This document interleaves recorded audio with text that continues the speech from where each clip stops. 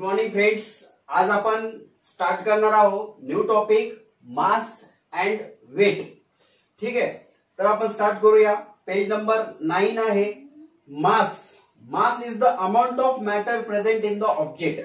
Friends, हा जो काही ऑब्जेक्ट आहे या ऑब्जेक्ट मध्ये amount of matter present in the object. तर ऑब्जेक्ट मध्ये मॅटरची किती अमाउंट प्रेझेंट आहे त्याला आपण काय म्हणतो, मास म्हणतो. तर मासची डेफिनेशन काय आहे या ठिकाणी, amount of matter present in the object. The SI unit of mass is KG. Friends, मासचं जे एसआय युनिट असतं ते असतं केजी. कारण की मासला तुम्ही ग्राम मध्ये डिनोट करू शकता, किलोग्राम मध्ये डिनोट करू शकता. ठीक आहे, बट एसआय युनिट म्हणजे काय, जे स्टँडर्ड युनिट आहे ते मासचं असतं तुमचं केजी. म्हणजे आपण त्याला कॉमन युनिट सुद्धा म्हणू शकतो. तर तुम्हाला मासचं स्टँडर्ड युनिट लक्षात ठेवायचं आहे KG. Next, mass is the scalar quantity. Friends, mass जी आहे ती आहे स्केलर क्वांटिटी. स्केलर क्वांटिटी म्हणजे काय, अशी क्वांटिटी जी do not depend on direction. Do not depend on direction. Okay, जसं की फ्रेंड्स, हा एक ऑब्जेक्ट आहे. तुम्ही याला वेगवेगळ्या डायरेक्शन मध्ये असं रोटेट करा. ठीक आहे, वेगवेगळ्या डायरेक्शन मध्ये असं रोटेट करा. अगोदर त्या डायरेक्शन मध्ये ठेवा, मग या डायरेक्शन मध्ये ठेवा, मग या डायरेक्शन मध्ये ठेवा, नंतर त्या डायरेक्शन मध्ये ठेवा. अशी डायरेक्शन चेंज झाल्यानुसार मला सांगा, या ऑब्जेक्टचं मास चेंज होणार आहे का? ऑफकोर्स नाही होणार. बरोबर आहे, डायरेक्शन नुसार ऑब्जेक्टचं मास चेंज होत नाही. मग मास ही कशी क्वांटिटी झाली, ही झाली तुमची स्केलर क्वांटिटी. का स्केलर क्वांटिटी? कारण की ती डायरेक्शनवर डिपेंड करत नाही, असं तुम्हाला या ठिकाणी लक्षात ठेवायचे. It's value is same everywhere. बरोबर आहे, मास ही स्केलर क्वांटिटी असल्यामुळे तिची व्हॅल्यू आहे सेम एव्हरीवेअर. बरोबर आहे. जसं की मला सांगा, हा मार्करचं मी तुम्हाला एक्झाम्पल दिलं होतं. अर्थ प्लॅनेट वरती या मार्करचं सपोज जे काही मास आहे ते 5 kg आहे. किती आहे? 5 kg. जर मी याला मूनवर जरी घेऊन गेलो तर मून वरती सुद्धा याचं मास किती असणार आहे? 5 kg. म्हणजे मास जे असतं ते सगळीकडे कसं असतं, सेम असतं. जसं की तुम्ही आता औरंगाबादला आहात, तुमचं मास आहे 50 kg. मग तुम्ही चेन्नईला गेले, तुमचं मास 100 kg होणार आहे का? नाही. म्हणजे मास जे असतं ते सगळीकडे कसं असतं, सेम असतं. Next, its value does not change even when we go to another planet. मी अगोदर सांगितलं, तुम्ही मार्करचं एक्झाम्पल दिला. अर्थवरून तुम्ही मूनवर गेले किंवा दुसऱ्या आणखी एखाद्या प्लॅनेटवर गेले तरी सुद्धा त्याची व्हॅल्यू चेंज होणार नाही. According to the Newton first law, it's measure of the inertia of the object, higher the mass and higher the inertia. तर फ्रेंड्स, हा इनर्शिया नावाचा एक प्रकार असतो. इनर्शियाला आपण मास मध्ये मेजर करतो. इनर्शिया म्हणजे काय फ्रेंड्स, एक प्रकारचं अपोजिशन तुम्ही लक्षात ठेवू शकता. जसं की ही एक बस आहे आणि ही एक ट्रेन आहे. ठीक आहे, या बसला आणि या ट्रेनला दोघांनाही तुम्ही फोर्स अप्लाय करताय. ठीक आहे, तर मला सांगा, जास्त फोर्स तुम्हाला कोणाला अप्लाय करावा लागेल? ट्रेनला. कारण की ट्रेनचं मास त्या ठिकाणी कसं आहे, जास्त आहे ऍज कम्पेअर्ड टू बस. तर बसचं मास कसं आहे, कमी आहे. तर इनर्शिया म्हणजे काय, एक प्रकारचं अपोजिशन. ऑब्जेक्ट एक प्रकारचं अपोजिशन क्रिएट करतो त्याची स्टेट चेंज न होऊ देण्यासाठी, आणि आपण फोर्स अप्लाय करून त्याची स्टेट काय करतो, चेंज करतो. कारण की ही बस आणि ट्रेन तुमची रेस्ट कंडिशन मध्ये आहे, म्हणजे ती स्वतःला अपोज करते मोशन मध्ये येण्यासाठी.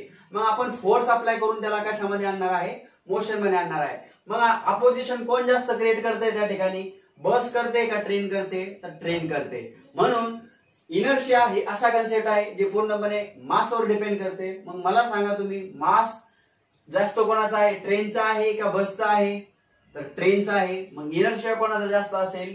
ट्रेनचा जास्त असेल. म्हणून आपण मासला इन टर्म्स ऑफ इनर्शिया सुद्धा मेजर करू शकतो. तर हे होतं बेसिक अबाउट मास. आता नेक्स्ट आपण बघणार आहे weight. Weight of an object is defined as force with which earth attract object. Friends, वेटची डेफिनेशन खूप सिंपल आहे. ही जी काही अर्थ आहे या ऑब्जेक्ट वरती जो काही फोर्स अप्लाय करते त्याला आपण काय म्हणतो, वेट म्हणतो. तर वेट म्हणजे काय, अर्थ ऑब्जेक्ट वरती जो फोर्स अप्लाय करते त्यालाच आपण काय म्हणतो, वेट. म्हणजे वेटला आपण फोर्स सुद्धा म्हणू शकतो. बट कुठला फोर्स? Gravitational force. कुठला फोर्स म्हणायचा आहे? Gravitational force. म्हणजे gravitational force act on the object by earth, it is called as weight, असंही तुम्ही लक्षात ठेवू शकता. मग आता वेट म्हणजे एक प्रकारचं जर फोर्स आहे, तर मग मला सांगा, आपण फोर्सचा फॉर्म्युला बघितला होता न्यूटनच्या सेकंड लॉ नुसार, मास इंटू ऍक्सेलरेशन. तर वेट बरोबर काय आहे, फोर्स आहे, असं मी तुम्हाला या ठिकाणी सांगत आहे. म्हणून या ठिकाणी वेट हा कोणाला इक्वल आहे, फोर्सला इक्वल आहे. ठीक आहे, असं तुम्हाला लक्षात ठेवायचं आहे. वेट बिंग अ फोर्स आणि इट्स एसआय युनिट इज, बघा वेट हा फोर्स असल्यामुळे फोर्सचा एसआय युनिट काय आहे तुम्हाला चांगलंच माहित आहे, न्यूटन. मग वेटचं पण एसआय युनिट काय असेल, न्यूटन. जसं मासचं एसआय युनिट काय होतं, केजी, तसं वेटचं एसआय युनिट काय आहे, न्यूटन आहे. कंपॅरेटिव्हली यासाठी सांगतोय का तुम्हाला लवकर कळावं, 2 मार्काला हा प्रश्न येत असतो. ठीक आहे. Also weight being a force आणि is a vector quantity. Next point बघा, वेट ही कुठली क्वांटिटी आहे, वेक्टर क्वांटिटी. वेक्टर क्वांटिटी म्हणजे मग कुठली क्वांटिटी, जी डायरेक्शनवर काय करणार आहे, डिपेंड करणार आहे. स्केलर म्हणजे जी डायरेक्शनवर डिपेंड करत नाही आणि वेक्टर म्हणजे जी डायरेक्शनवर काय करते, डिपेंड करते. अशी क्वांटिटीला आपण काय म्हणतो, वेक्टर. कारण की तुम्ही डायरेक्शन चेंज झाली तर त्यानुसार तुमचा फोर्स काय होणार आहे, चेंज होणार आहे. जसा की हा एक ऑब्जेक्ट आहे, त्याला वरती फेकला तर याची स्पीड काय होणार आहे, कमी होणार आहे. बट जर त्या वरतून खाली फेकला तर त्याची स्पीड काय होणार आहे, जास्त होणार आहे. मग या ठिकाणी डायरेक्शन बदलल्यामुळे फोर्स काय झाला, चेंज झाला. कारण स्पीड काय झाली, चेंज.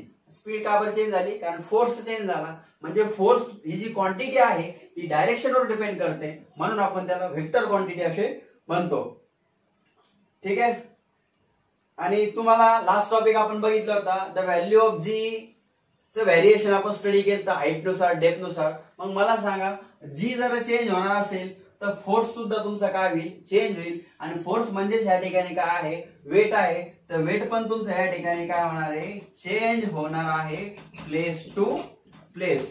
जसं की आपण मास काय म्हणलो होतो, सेम एव्हरीवेअर, बट वेट तुमचं प्लेस टू प्लेस काय होणार आहे, चेंज होणार आहे. ठीक आहे.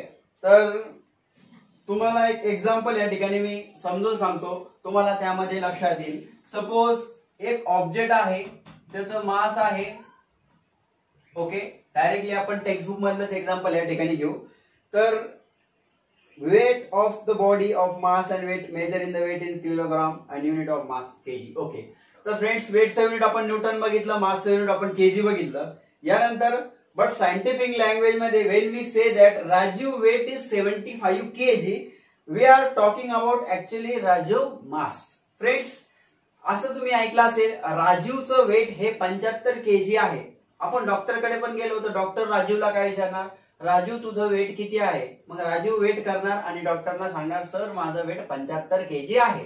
बट ते केजी तर युनिट कोणाचं आहे, मासचं आहे. मग आपण ऍक्च्युअली राजीवच्या वेट बद्दल बोलत आहोत का मास बद्दल बोलत आहोत, मास बद्दल बोलत आहोत. मग वेट शब्द का बरं वापरला आहे तिथं, तर friends what we mean is that Rajiv weight is equal to gravitational force of 75 kg mass, and as Rajiv mass is 75 kg, then its weight is.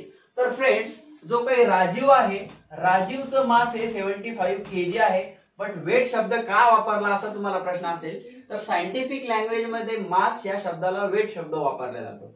Doctor तुम्हाला असं तर म्हणणार नाहीये, राजीव तुझं मास किती आहे, असं तुम्ही हॉस्पिटलमध्ये गेल्यावर असं तुम्ही फेस करत नाही. तुम्हाला ऍक्च्युअली वेट शब्द त्या ठिकाणी ऐकायला भेटतो. तर मास या वर्ड साठी सायंटिफिक वर्ड काय आहे, वेट आहे. बट तुम्ही कन्फ्युज व्हायचं नाही, ते ऍक्च्युअली काय आहे, मग तुमचं मास आहे.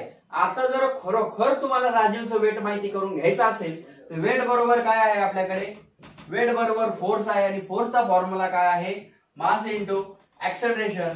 मग राजीवचं मास किती आहे, 75 kg आणि ऍक्सेलरेशन आपलं किती असतं, आपण लास्ट लेक्चर मध्ये बघितलं आहे, अर्थच्या सरफेस वरती 9.8. आता हा गुणाकार जर तुम्ही केला तर आन्सर येणार आहे 735 न्यूटन. तर बघा विद्यार्थ्यांना, तुम्हाला कन्फ्युज व्हायचं नाही, राजीवचं जे वेट 75 kg सांगितलं होतं ते ऍक्च्युअली राजीवचं मास आहे आणि राजीवचं जे वेट आहे ते 735 न्यूटन त्या ठिकाणी आहे. आता एखाद्या ऑब्जेक्टचं जर मास 1 kg असेल तर मग त्याचं वेट किती असेल, तर मी या ठिकाणी सॉल्व करत आहे. W बरोबर परत एकदा मास इंटू ऍक्सेलरेशन, मास किती 1 आणि ऍक्सेलरेशन किती 9.8, मग तुमचं वेट किती येणार आहे 9.8 न्यूटन. अशा वेगवेगळ्या पद्धतीने तुम्ही प्रत्येक ऑब्जेक्ट साठी त्या ठिकाणी काय करू शकता, सॉल्व्ह करू शकता. फ्रेंड्स, यामध्ये सगळ्यात महत्वाची गोष्ट अशी आहे, जसं मी तुम्हाला सांगितलं, राजीवचं मास 75 केजी आहे आणि वेट आहे 735 न्यूटन. सपोज तुम्हाला राजीवचं वेट हे मून सरफेस वरती जर विचारलं, राजीव तर 75 केजीचाच आहे, तो आता अर्थ सरफेस वरून कुठे गेला आहे, मून वरती. मग मून सरफेस साठी जर तुम्हाला वेट फाइंड करायचं असेल तर राजीवचं मास 75 केजी तसा जी जो आहे तुम्हाला मून साठी वापरायचा आहे आणि मून साठी जो जी असतो तो असतो 1.96 आणि हे कॅल्क्युलेशन जर तुम्ही केलं तर किती येणार बघा. राजीवचं मास जे होतं मून वरती पण 75 केजी होतं, अर्थ वरती पण 75 केजी आहे, बट जे वेट आहे अर्थ वरती राजीवचं वेट 735 न्यूटन आहे आणि मून वरती राजीवचं वेट 147 न्यूटन या ठिकाणी आलेलं असेल. तुम्ही एकदा कॅल्क्युलेशन क्रॉस चेक करून बघा.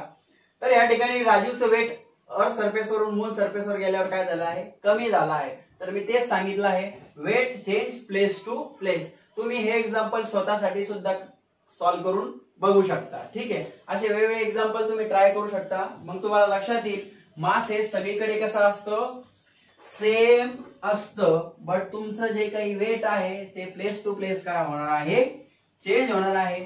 तुम्ही स्वतःही तुमच्या 5 मित्रांचे मास जे काही आहे ते राईट करून वेगवेगळ्या प्लॅनेट साठी तुम्ही त्याचे वेट फाइंड आउट करू शकता. तुम्हाला फक्त त्या प्लॅनेटचं ऍक्सेलरेशन त्या ठिकाणी माहित करून घ्यायचं आहे.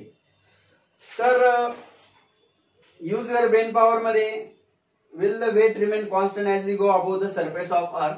तर मित्रांनो, त्यांनी असं सांगितलं, आपण ही जी काही अर्थ आहे, अर्थ सरफेसच्या जर आपण वरती वरती गेलो तर तुमचं वेट सेम राहील का, तर याचा आन्सर आहे नाही, वेट तुमचं चेंज होणार आहे. कारण की आपण बघितलं होतं वेटचा फॉर्म्युला मास इंटू ऍक्सलरेशन, कारण वेट एक प्रकारचा काय आहे, फोर्स, आणि ऍक्सलरेशन आपण बघितलं आहे हाईट नुसार काय होतं, चेंज होतं. मग हाईट नुसार तुमचं ऍक्सलरेशन जर चेंज झालं तर वेट सुद्धा तुमचं काय होणार आहे, चेंज होणार आहे. आणि तुम्हाला आत्ताच एक्झाम्पल दिलं राजीवचं, अर्थ वरून तो मून वरती गेला तर त्याचं वेट कमी झालं, तर मग तुम्ही अर्थ सरफेसच्या हाईट वर गेले म्हणजे खूप वरती गेले तर तुमचं वेट कमी होणार आहे, हे तुम्हाला लक्षात घ्यायचंय. सेकंड क्वेश्चन आहे यूज युअर ब्रेन पॉवर मध्ये, तुम्ही एखाद्या टॉल लॅडरवर उभा आहात. If your distance from the centre of earth is 2 r, then what will be your weight. Friends, तुम्हाला काय प्रश्न विचारलाय, अशी एक टॉल लॅडर आहे, ठीक आहे. सपोज ही एक टॉल लॅडर तुम्ही कन्सिडर करा. हा टॉल लॅडर जो आहे तो, आता हा जो टॉल लॅडर आहे तर आपण याला अर्थ कन्सिडर करू आणि याला टॉल लॅडर कन्सिडर करू. तर हा टॉल लॅडर अर्थच्या सेंटर पासून त्याचं अंतर किती आहे, 2 r. तो तुम्हाला लक्षात घ्यायचा आहे, वेटचा फॉर्म्युला आपला मास इंटू ऍक्सलरेशन. मग मास जशा तसं ऍक्सलरेशनचा फॉर्म्युला आपण बघितला होता gm अपॉन r स्क्वेअर. मग या ठिकाणी हा m gm जशाला तसं, r म्हणजे आपण या ठिकाणी काय बघितलं होता, r ची व्हॅल्यू तुमची काय झालेली आहे 2r आणि त्याचा या ठिकाणी काय आहे स्क्वेअर. म्हणजेच याला मी लिहू शकतो 4r चा स्क्वेअर.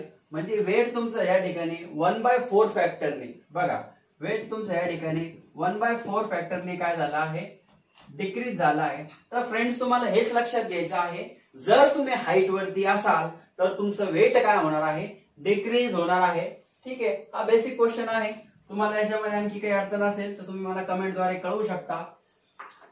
तर आजचा आपल्याला एक लास्ट टॉपिक बघायचा आहे फ्रेंड्स, तो आहे एक्झाम्पल फर्स्ट, पेज नंबर 10 वरचा आहे. एक्झाम्पल फर्स्ट हा एक्झाम्पल मी तुम्हाला सॉल्व्ह करून देणार. A person weight 75 Newton on the earth. विद्यार्थ्यांनो, एक पर्सन आहे, त्याचं जे वेट आहे अर्थ सरफेस वरती ते 750 न्यूटन आहे. How much would be his weight on the moon. Okay, आता त्या पर्सनचं जे वेट आहे ते मून वरती किती. मी ज्या नोट्स लिहून देणार आहे त्या तुम्ही नोट डाऊन करून घ्यायच्या आहे, म्हणजे तुम्हाला हा क्वेश्चन व्यवस्थित कळेल.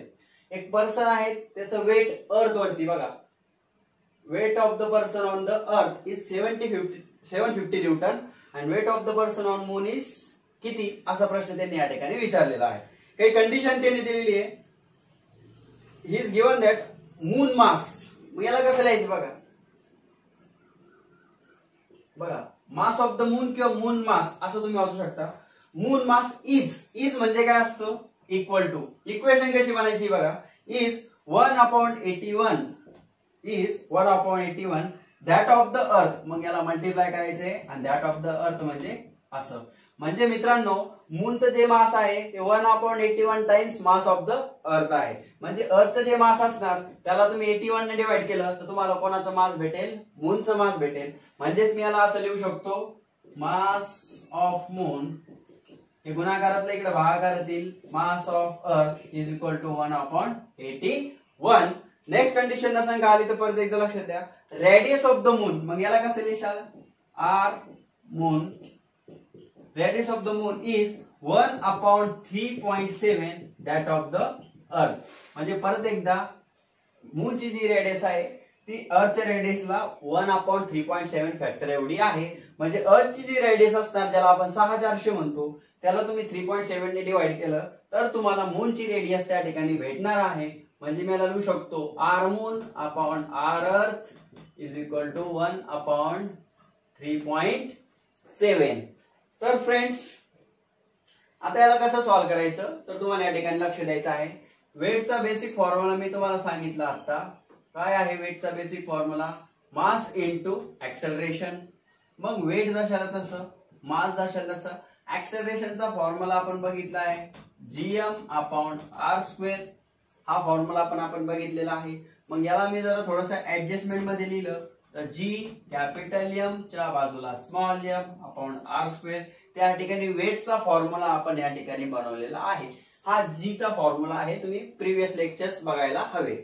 मग आता मला हा फॉर्म्युला अर्थ साठी बनायचा असेल तर इथं मी लिहिणार अर्थ, इथंही लिहिणार मी अर्थ आणि इथेही लिहिणार मी अर्थ.